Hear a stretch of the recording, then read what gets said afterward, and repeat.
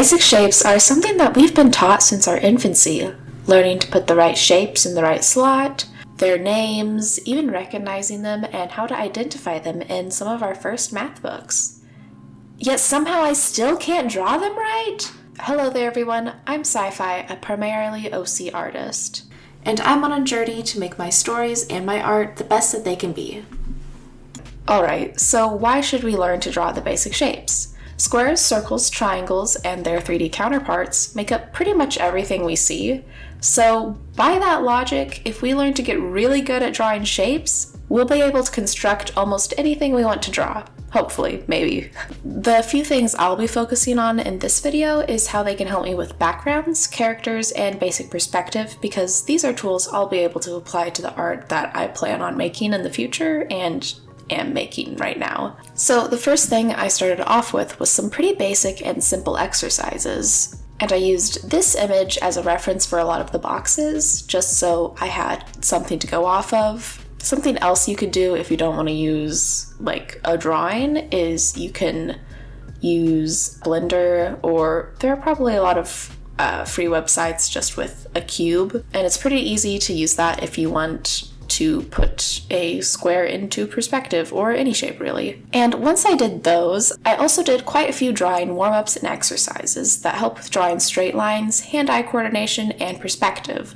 Mostly in my sketchbook, but I recorded some so I could show you guys what's going on. Hey guys, this is Real-Time Sci here, and I just wanted to be doing this because I want to actually try and teach you what I learned, and I think that'll be easier with me doing it like this in real time. I've never done this before, so it might be a little rough, but I'll do my best. Okay, so I'm going to teach you how to do stuff sort of like this. So 1 point only has one vanishing point, go figure, and you'll notice that because of that, the front is pretty much dead on. 1 point is not very often found in real life, but you know, it's important to be able to draw anyways, because I mean, it's a drawing, it's not real life. So for a vanishing point, you just basically draw straight lines all coming out of 1 point, and that's it. Okay, so we got our square. We're going to drag lines from the vanishing point to each corner. Then all we have to do is drag it down and draw these in.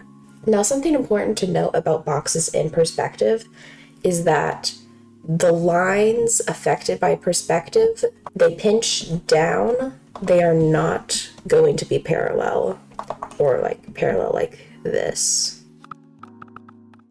Because if I drew this parallel, then it would look more like that, and that, you know, now you can see that doesn't look correct at all.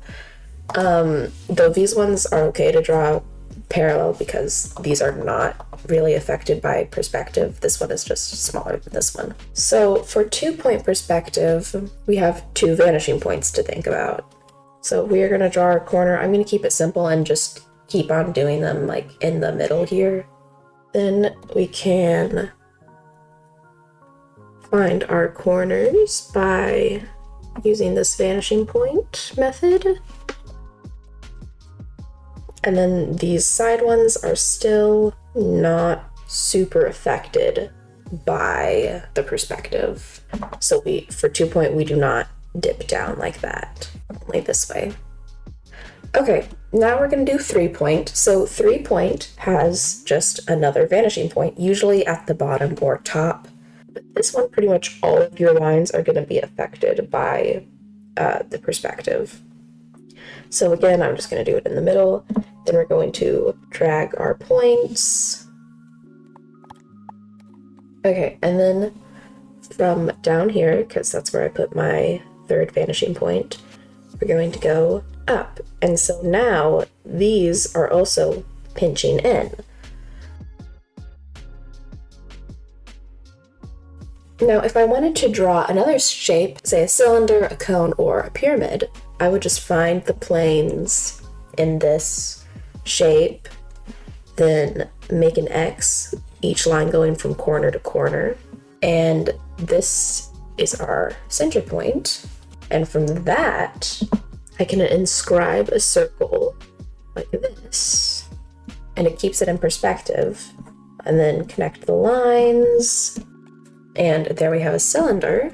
If we just go from corner to center, corner to center, corner to center, we have a pyramid.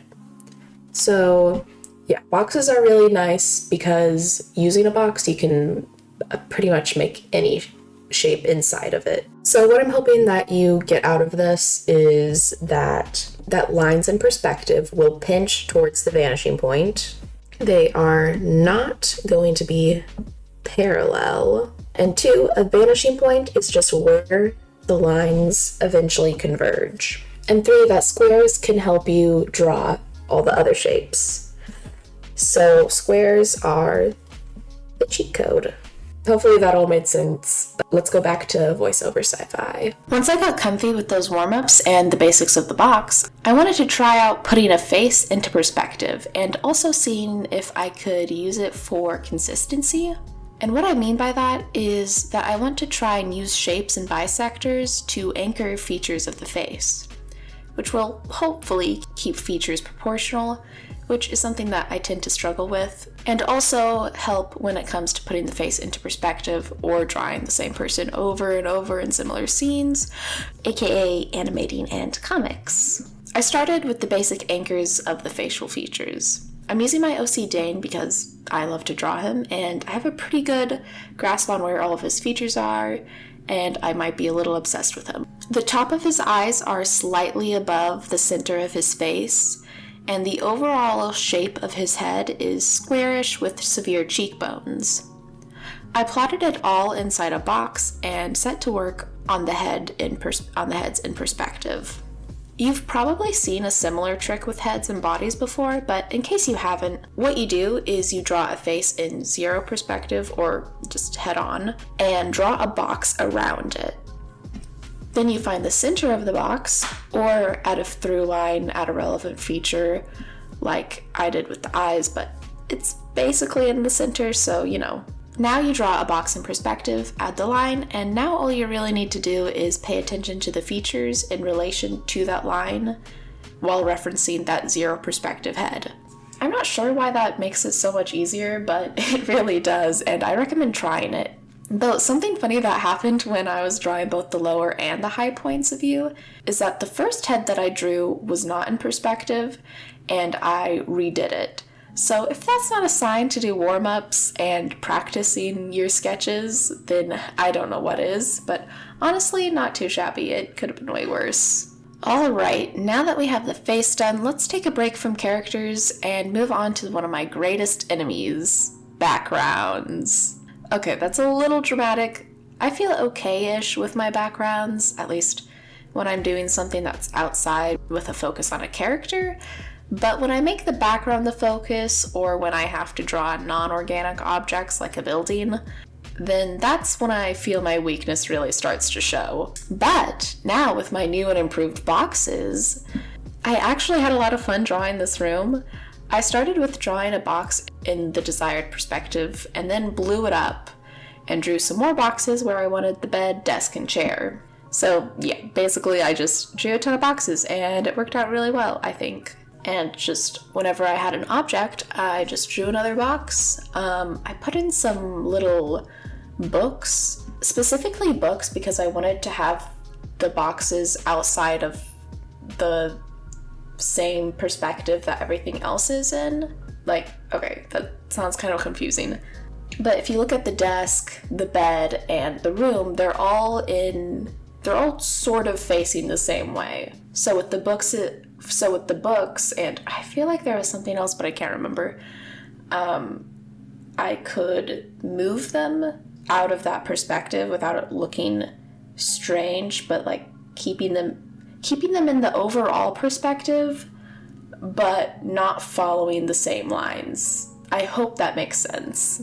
And when I was making something circular, like the pots, I would draw a square and then inscribe a circle inside of it, or since that's easier for me to properly foreshorten than it is just drawing the circle, I was afraid I wouldn't be able to put much in the room, and it ended up looking empty, but whenever I got stuck on what to put where, I just looked in my own room for ideas. So I feel like it looks properly lived in, but not cluttered. I added my own little character just for fun and to exercise putting a little character in the scene, and then colored and lit the room. I didn't try too hard on the lighting though, because I don't want to muddy this video up, and I think it could be cool to revisit this when working on lighting in a future video. Okay, on to our last illustration. And for this, I want to put together what we learned for both my characters and backgrounds. I wasn't really sure what way would be best to combine them, so I started with some thumbnailing. Once again, I'm using Dane as my subject, and ended up with this low angle with him looking up and around at a few buildings. I did end up struggling quite a bit. The main problem that I think I was having was, though I was using boxes, I didn't fully set the perspective. This was mostly a planning issue. Honestly, when is it not with me? And also just the problem of me not having a really good, interesting idea. I would have tried to come up with something that I found a little more interesting to draw, just something more inspired, but I do have a deadline that I set for myself for this video, so unfortunately I was not able to do that. I wanted to try and stay simple-ish with the art, and I've been experimenting with doing full pictures with a more comic booky style, similar to what I was doing in my last video when drawing narratives. I'm actually really happy with how Dane turned out in this. I was kind of expecting to hate it a little bit, especially with how much trouble this was giving me. But yeah, the buildings are okay, I guess. But again, I didn't really know what I should put there. Funnily enough, the biggest struggle for me with this picture was the lighting. I kept on flip-flopping between an overcast day and a sunny afternoon. Maybe this is a sign I need to either do composition or lighting next, because I feel like that would have helped with this one too. I feel much more confident with my structures after doing all of those exercises, but the thing about exercises is that you need to continually work that muscle. So let's hope I can stick with it in the long term. And I hope that you got something out of this, even if it was just some entertainment. If you have any tips, feel free to leave them yourself, or any questions, I'll try and help answer. Other than that, I do have videos linked below, or at least I'm supposed to. Please yell at me if I do not. Of videos that helped me while I was doing this, that are a little more in-depth than what I was showing you earlier. If you're interested in more of my art, I have plenty of videos and also an Instagram you can check out, and that's about it. Bye!